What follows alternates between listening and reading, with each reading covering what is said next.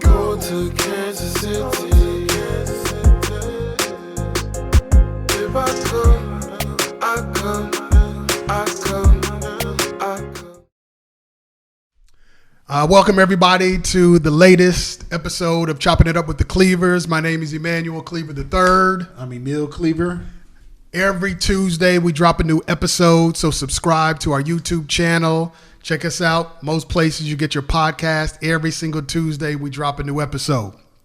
All right, so since we last met, Ketanji Brown Jackson was confirmed, and she is going to be the next Supreme Court justice, and it is a historic day. It was a historic day for black women, black people, and everyone. First African-American woman elected to the Supreme Court or nominated for the Supreme Court. It's a great day for black women. Confirmed. I saw that black women everywhere were having watch parties, celebrating everywhere. I mean, it was a great day. A big deal. It's a big deal for African Americans. Big deal for everyone. Inspiring young women, young girls, to showing them that one day that they could achieve that or even higher. So I know some of the Republicans, most of the Republicans, senators walked out as she was receiving a standing ovation after she was confirmed. And it just shows a lot of hatred, a lot of immaturity to walk out. I mean, it's childish. Why do you think they walked out?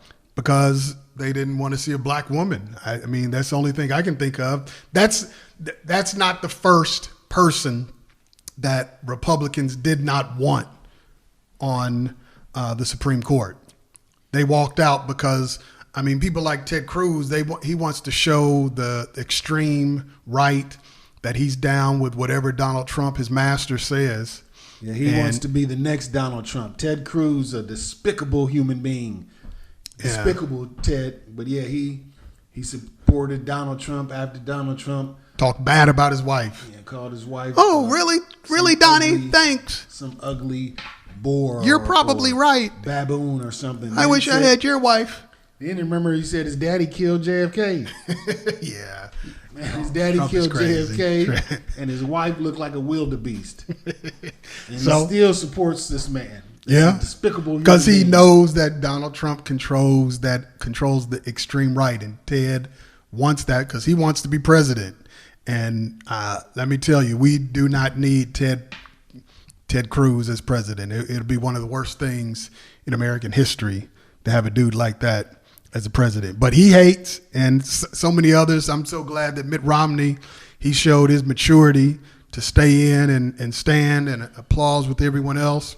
But they ran out like Marsha Brady. Yeah, I mean they ran. Oh, we didn't win. We didn't win. Is there a black senator?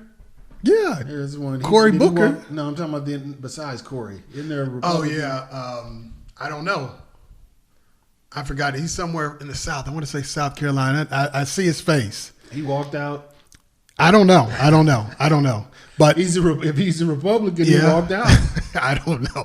So people don't get mad because I don't know his name. I don't care. I'm not trying to learn his name, unless he gets on my list of it's not like folk. we can know everybody's name anyway. But okay. But yeah. You think he study this shit all day? Yeah. So I say it's a historic time for everyone in the country. I don't care if you like it or not. Just because you may not think it's important, it is important. I mean, we're talking about the first, and what we're still in this society is having to see the first. There's so many hurdles that people of color are still trying to overcome, even in the year 2022.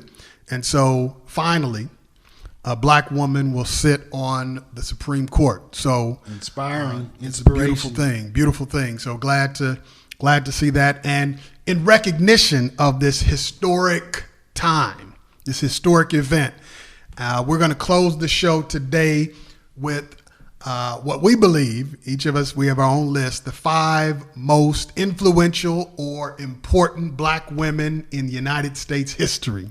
5 bad mama jammas. 5 baddest. in U.S. history. And so when we give the list, give us your feedback, because I know I can hear some people saying, well, you left her off and her off. Can't get everybody. I'm giving my list, and we're only doing the top 5.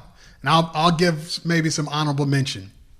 But so let's move on. Last week on News Nation on Morning in America, that's the news I watch. It's was voted one of the most unbiased news stations out there, which is why I watch it. News Nation, Morning in America. And so they reported that as of last week, there had been 119 mass shootings in this country. Not 119 shootings, 119 mass shootings. This is where multiple people have been shot. Multiple people have been shot. So it's crazy to think, man, the United States of America, one of the most developed countries in the world, the most powerful country in the world, yet we are among the most violent when it comes to developed countries in the world. Most of the mainstream media isn't really talking about this. About the mass shootings? About the mass shootings. I don't know. It should be something in the news every single day. But they don't. The mainstream news is trying to distract you. I think the world society's become so used to this, it's not even a big deal. Oh, another mass shooting. Okay, well, let's go on with our lives. I don't know. You have to watch. I don't watch the mainstream, so I don't know what they I'm sure they have to have reported on it. Yeah, they report on it, I'm sure.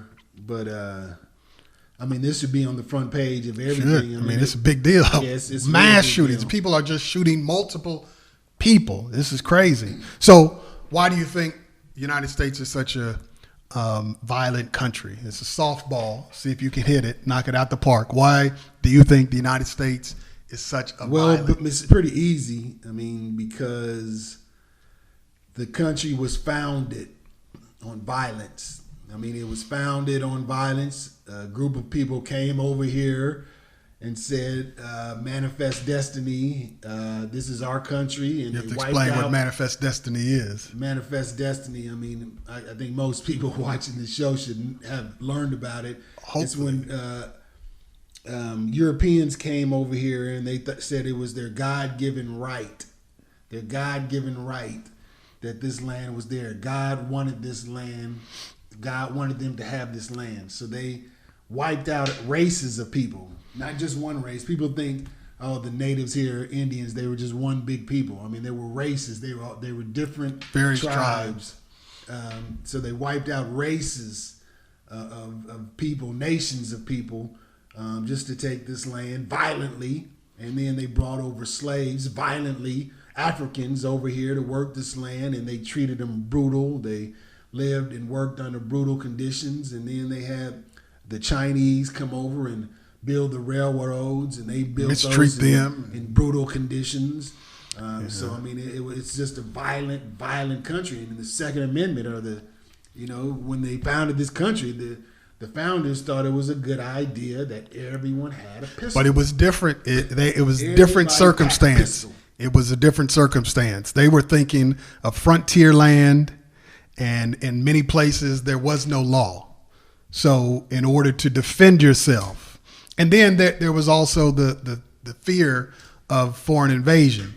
And a slave uprising. So there was no concept of what it is today. They could not have imagined the proliferation of guns there would be guns that could be made that could fire so many shots in seconds. That is not at all what they would have thought. So I think we have to read that Second Amendment in context, but of course people are not, because they're taught, so many people are taught growing up, you have to have your guns is your right as an American citizen. You're supposed to have a gun. You can have a gun. And I get sick and tired of people hearing, saying that whenever somebody brings up gun control, that we need more laws to make sure that guns stay out of the hands of the wrong people. People talk about, oh, they're going to take away our guns. Like somebody's going to come knock on your door and say, hey, you got to give up your guns. That is not going to happen. So stop saying it. That though. They think it. They really do believe that. People like Ted Cruz, they spread that misinformation. Ted Cruz doesn't believe it. He's saying what people want him Ted Cruz to doesn't say. believe 90% He of the doesn't. things that come out of his mouth. He's saying what people want him to say. Did we tell you that the president said his wife looked like an ostrich? A wildebeest ostrich. He talked to him, and Ted Said his daddy was a murderer. and Ted just smiled when he said it. Killed John F. Kennedy. I wonder what his wife said when he went home. And then now Ted. You let him say that. You wouldn't even say anything. Will Smith would have done something different. Yeah. I'm sure she admires Will Smith. But I mean, Ted Cruz, he just said, you better leave her alone.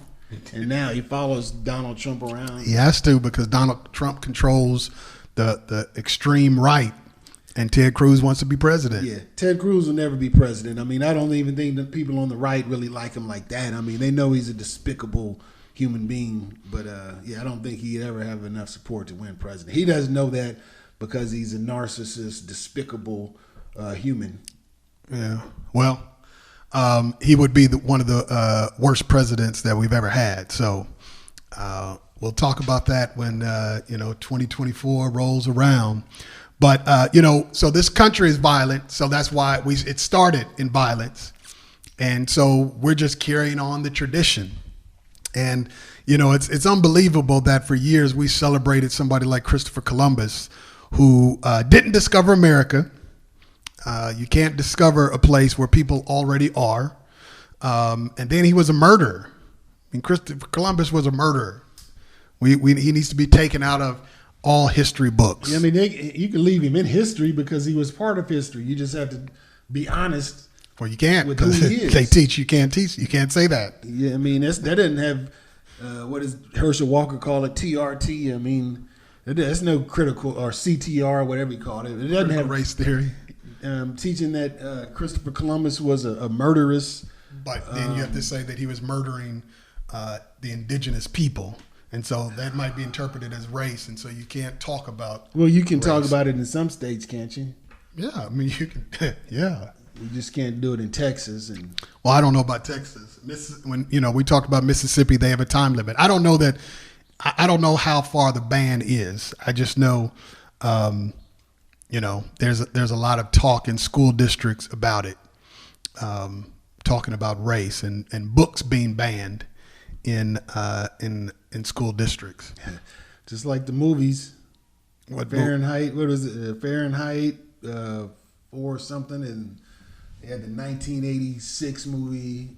All these movies that were made in like the 60s about the futuristic world where they burn books, and you can't look at certain art. Fahrenheit. I think the movie. There's a movie, but it's a book. Fahrenheit 451 or something like that. But yeah, I never saw it. But yeah, all these, and pretty soon you're not going to be. Everybody's going to wear the same thing, just gray outfits, and I don't know. You walk, look straight ahead. And, so you're buying into the New World Order? Yeah, I mean they've been talking about there's movies about the New World Order since it was just silent film. It's nothing new. They've been talking about this society where people are all the same. You can't look at certain art because it brings up certain emotions. You can't read certain books. You can't listen to certain music. I mean, they regulate everything. This is just a start. If they're regulating what books you read, well, you can't. I'm guessing Tom Sawyer. You can't read that. I'm guessing, is that one of the books? I don't know. Well, I would imagine so because of the N word. Yeah, but they took it out. They took it out. They took the N word out. I thought they replaced the N word in Tom Sawyer. Yeah. How you gonna take it out? You put something else in. Who? I don't know. Yeah, it was. You Mark Twain didn't do it. You can't just change the words, man. When you do the revised edition, you can change man, it. You can't do that. So you call them. No, that ain't right, man. Mark Twain. If Mark Twain call didn't them change African American. Nah. So I don't know, but I mean that the only way that's going to happen. I mean, people have to rise up. People have to be willing to stand up for the truth. Say something when it comes to the truth. Go to school board meetings. Show up when there's a town hall meeting talking about the next police chief in your town. Go to your school board meetings. Show up to city council meetings. Whatever. Yeah, there'll be some more talks about the local police chief in our town coming in Kansas soon. City. So everybody needs to be listening and looking out for that. Yeah, it's out there. So we're in a violent, going back to the 119 mass shootings. It's because we're such a violent country, because we were founded in violence. And so that tradition carries on. We love violence. We don't, yeah, man. Yeah, we ghost gun now. Have you heard we about are that? gun crazy now. We're gun crazy. It's not a real gun, but it works like a real gun. So you don't even have to have, you can just order this in the mail. You put it together. Yeah. So you don't have to go through any background check or anything like that. It's not a real gun, but it works like a real gun. Yeah. It will put a bullet inside of you, another human being. So, yeah, I mean, it's just so easy to have a gun or a big knife or anything that. I'd rather a knife than a gun, because you got to catch me with the knife. With the gun, you don't have to. I mean. Yeah. Pretty violent country we live in. And I remember when I went to, and we have so many murders that it's like you said, we become desensitized. So you don't hear it. Although if you watch local news, you go to local news stations, I mean, that's what they're talking about. Murder here, homicide here, carjacking there. I'm like, there's more news than that. But it's plenty of it. Plenty of violence. I remember I went to South Korea, and we were talking about violence. If we could go out at night, which we did. We walked around. I mean, it was cool. And one of our hosts was like, when there's a murder there, it makes national news. I mean, it's a big deal when there's a murder. South Korea, that's real close to North Korea. Yeah, it's real. Hey, it was once just Korea. Yeah, I mean, but North Korea, of course, is isolated. What they gonna do? You know how many the United States military presence is in South Korea? It's ridiculous. Oh yeah. I mean, it's a large, because of North Korea. So you felt a little safe. I mean, I wasn't. I didn't go anywhere near North Korea. I don't think we were in Seoul, Incheon, Pyeongtaek. But I think there are two large military bases in Korea. Know a lot of people who are stationed over in South Korea, but I mean, they're just not a violent people. They don't, you cut somebody off in the line at Starbucks there, they don't fight, or cut somebody line going to Popeye's chicken. I mean, here they'll cut you. Yeah. For some fried chicken. Yeah. People get killed for fried chicken. People get killed in the drive-through for not running out of food. I mean, it's pretty serious. I mean, it is. I know. And violence. I've been there when they run out of food. I remember pulling up to a restaurant. I think it was McDonald's. I ordered years ago. Ordered some food. It was like, we don't have any more French fries. I was like, all right. Well, just give me some. Some nuggets. We out of nuggets. I'm like, well, you need to close the store. Then. What you got? We got pop. Man. Yeah. I can go to the gas station and get some pop. So did you start bussing? No, I mean, just leave. That's what you do. But we haven't learned, going back to, I don't know if I said it in the last episode or a few episodes ago, we got to teach conflict resolution. It needs to be a part of the curriculum for kids. I mean, we need to learn how to get along even if we don't agree with others. Conflict resolution, that's a good one in school. Instead of algebra, they need to learn about taxes. Algebra is useless. It's useless unless you are going into engineering or computer science. I mean, have you ever used algebra? No, but you got to touch. I mean, I think you still got it. Nah. Let's not work on curriculum. Okay. Let's not work on that. But I don't. I mean, conflict resolution is something that needs to be taught in school, to talk things through instead of just going crazy. A lot of adults need it, but yeah, I mean, you got to start. Yeah, you got to start with children. Well, I think most corporations have some type of training, about conflict resolutions and things like that. But it still happens. Yeah. Okay. So that just means they don't beat each other up in the workplace, but they go to the store and then it's on. Yeah. So the kids' soccer game. Yeah, man. Yeah. So that's where we are. Violent nation. Hopefully, I understand that President Biden has offered some new legislation, or at least has talked about something in terms of gun control.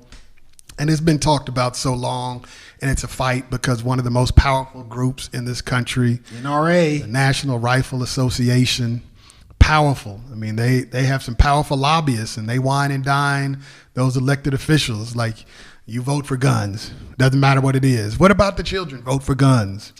What about these weapons that can destroy entire villages? Vote for guns. That's all. That's all they care guns about. Vote for good. guns.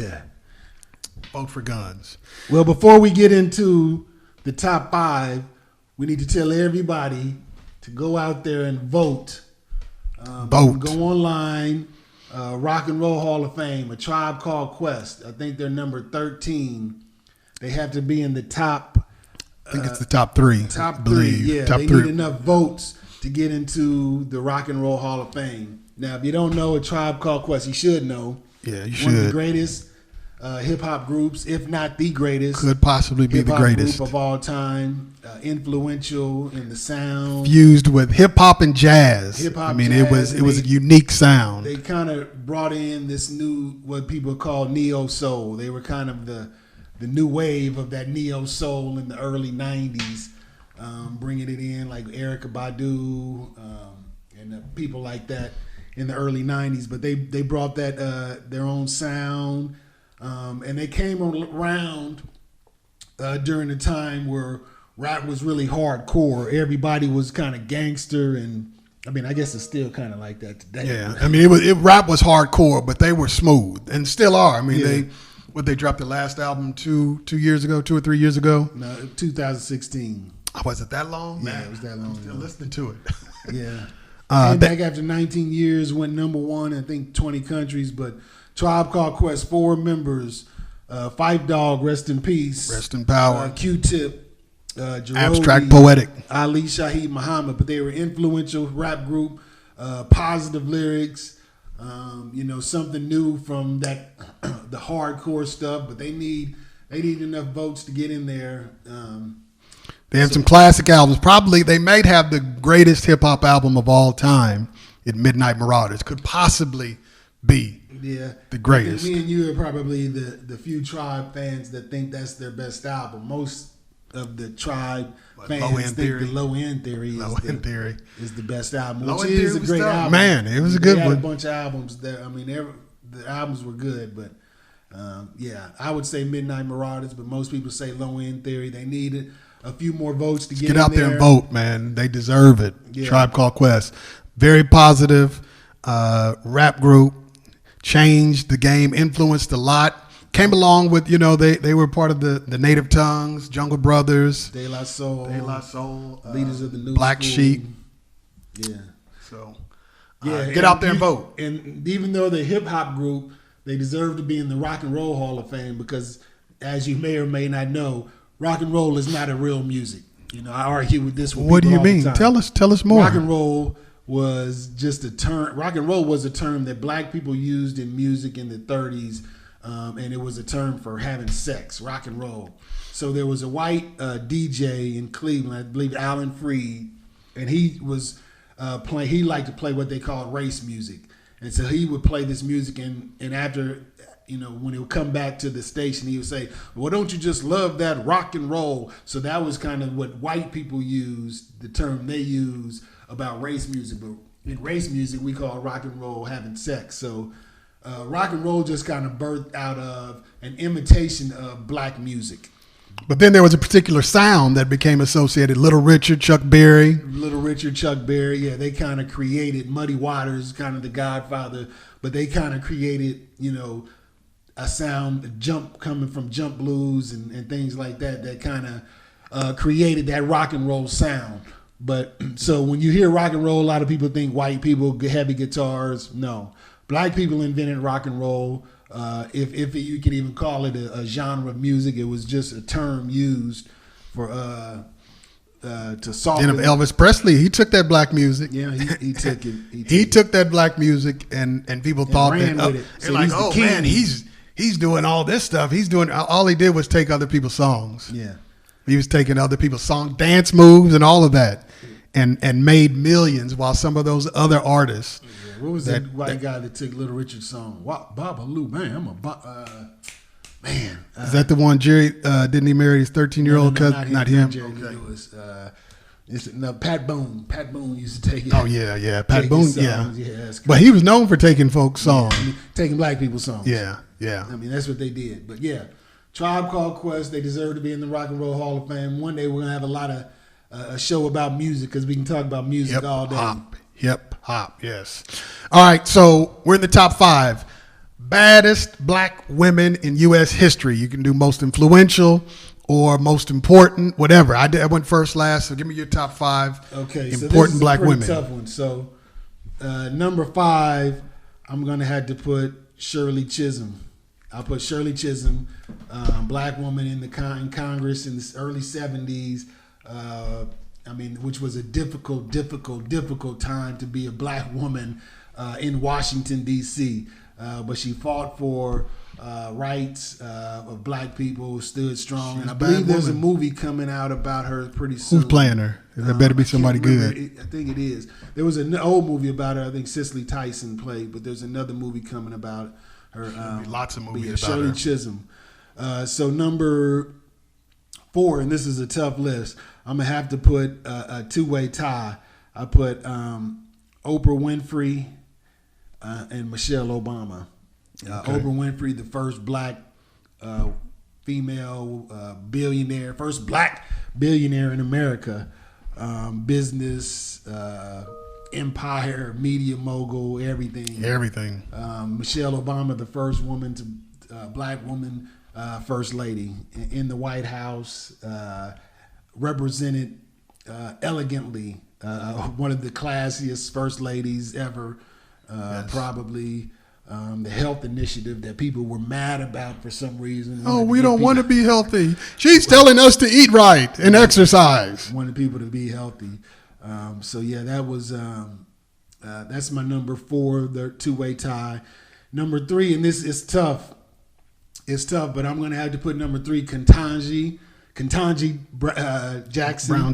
Brown Jackson. I'm going to have to put her number 3, first African American Supreme Court Justice. We talked about how the importance of that earlier. Big deal. And I think she's going to make a great justice. She already has a great record. Influential. It's going to influence a lot of young black girls. Number 2, it's probably pretty easy. Vice President Kamala Harris, first African American woman vice president. She's had a long record of politics and made it all the way to vice president. Strong African American and Indian, Asian American Southeast woman. Asian heritage, yeah. HBCU grad too. Yeah, AKA. So she's number 2. Number 1, I have to put Harriet Tubman. Absolutely. Led black people, physically led them from slavery to freedom. Would have freed more black people if they had only known they were slaves. They didn't know. I'm sure she had to slap a lot of people. Stop your crying, boy. We got to run to freedom. She was slapping people. But Mass have been good to us. Mass have been that's the time you have to slap somebody. I think it's okay. It was okay for them. Mass have been good to us. Shut up. Mass ain't been that good to us. He's been good to us. No. We getting out of here. All right, that's a good list. That's a good list. I have a few on my list, but I'm gonna give honorable mention. And so this you might have something to say. I'm gonna give 3 honorable mention: Michelle Obama, Ketanji Brown Jackson, and Kamala Harris. I have those. Those your honorable mention. They have honorable mention, and here's the reason why: because the women that I'm about to name laid a foundation. Plus, the impact that those 3 women will have is yet to be seen. Yeah. It's yet to be seen. So years from now, all 3 of them might be 1, 2, and 3. So I understand that. Don't beat me up. They're important figures, but I'm about to name some very important figures as well. Break it down. Number 5, you named it. She's a woman who has donated millions to HBCU. She gave $12 million to the Smithsonian African American Museum. She built schools in South Africa, has her own network, own magazine, own multimedia production company. First black woman to anchor a nightly news program in Nashville. First black woman to become a billionaire, Oprah Winfrey. Her impact and influence, and she's made folks some millionaires. Yes, she has. I mean, if she mentions you on their book club, You're a millionaire. boom, you're good. Oprah, check that out. Yeah, What is the Bible? Who is it for? A book for beginners, skeptics, and seekers. Mention that. Oprah mentions that. I'll be doing tours all over. Number 5, a woman who was born into slavery. Sojourner Truth. Talk about her in Black is Beautiful. She was a women's right activist, an abolitionist, and what some folk may not know, she was an itinerant preacher. Never learned to read or write, but she could preach. And it was at a conference in Akron, Ohio in 1851 where she gave the famous speech that you may have heard, Ain't I a Woman? Ain't I a woman? And in that speech, she challenged racial discrimination. She challenged gender equality and let the mostly white women there know I'm both. So I'm getting it on both ends. And she actually... They didn't get it, though. They didn't get it. She actually parted ways with Frederick Douglass because Frederick Douglass at the time was saying that black men ought to be the ones to get their freedom or full rights first. And Sojourner Truth was like, nah, dog, nah. Women too. Nah, I'm not feeling both of Fred. us. So she was a strong woman. Sojourner Truth, number 4. Number 3, Mary McLeod Bethune, an educator and civil rights activist. And I'm going to tell you why she's on the list. She was an advisor to not 1, not 2, but 3 presidents. She was an advisor to Calvin Coolidge, Herbert Hoover, and Franklin Roosevelt. And she advised them on African-American issues. She would establish what would go on to become Bethune-Cookman University in 1904. And she was invited by President Harry S. Truman to attend the founding convention of the United Nations in 1954. And she was the only woman of color there back in 1954. So that just shows how influential, how intelligent she was. So I have to have her on my list. Number 2, Shirley Chisholm. First black woman elected to Congress in 1968. First black woman to seek a nomination of a major party in 1972. Her campaign slogan, unbought and unbossed. She was a bad woman. And she was one of the founding members of the Congressional Black Caucus. So Shirley Chisholm is number 2. The one thing that we agree on, to me, Harriet Tubman wasn't just the baddest woman, black woman. She might have been the baddest American. I mean, just to think. Yeah. Born into slavery, so she knew what slavery was like. Then escaped slavery.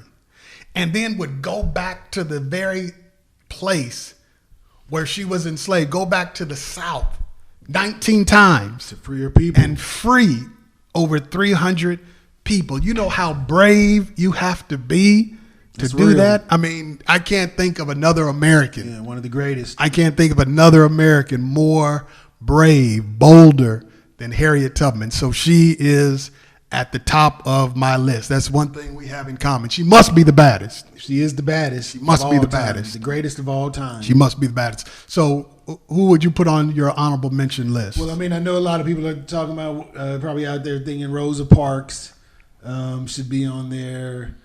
I mean, there's a lot of Jameson, the first astronaut. There's a lot. Yeah, I mean, they need to be recognized. Black women. I was just looking at her the other day. TV One, Radio One. I can't think of. Oh yeah. Man, what's her name? Kathy Hughes. Kathy Hughes started Radio One. Now TV One, mogul media empire, just like Oprah. Another woman.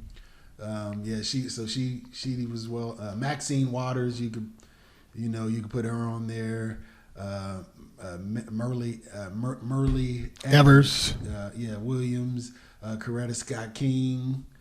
There's a lot of people. A lot of women. What about you? I gave 3 of mine. Ida B. Wells, who was a journalist and reported she got chased out of Memphis, Tennessee, because she was reporting the truth about racism in Memphis, on how there was this black man on trial there for being accused of raping a white woman, but the relationship was consensual.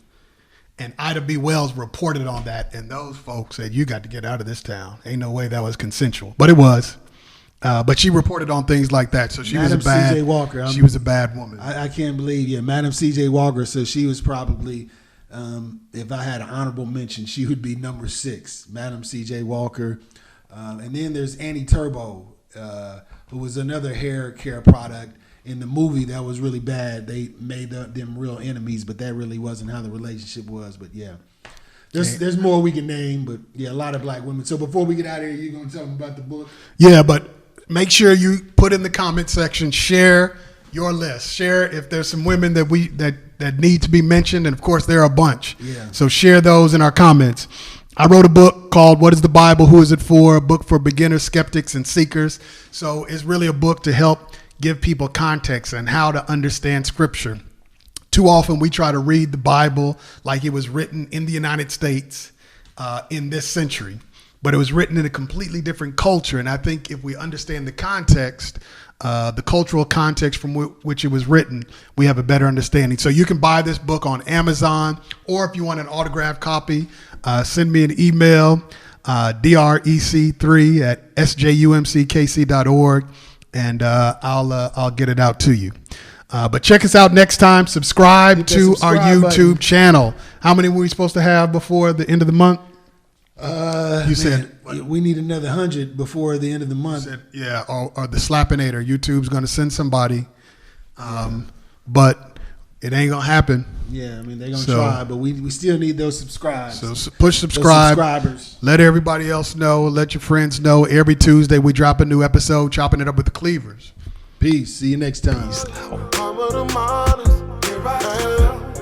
I come, that's where I'm from.